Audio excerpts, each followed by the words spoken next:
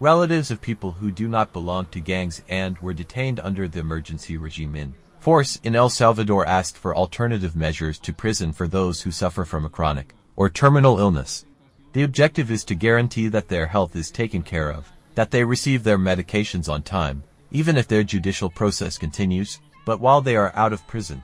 Just under 100 family members gathered in Mover marched through the streets of San Salvador to one of the entrances to Congress to make their request. The Mover leader stated that since the government launched a war against gangs under the protective of an emergency regime in force since March 2022, just over 200 people have died in state custody in unclarified circumstances, according to victims' associations and local human rights organizations. As of October, there were also 327 cases of forced disappearances.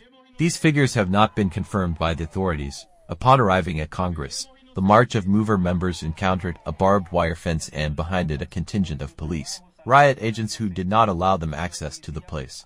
The legislative body is dominated by Nuevas Ideas, the party that Nayib Bukele helped form and has now launched to seek re-election in the February 4th elections. El Salvador closed 2023 with a homicide rate of 2.4 per 100,000 inhabitants, according to the government, which it attributes to the controversial war against gangs that it is carrying out under the emergency regime.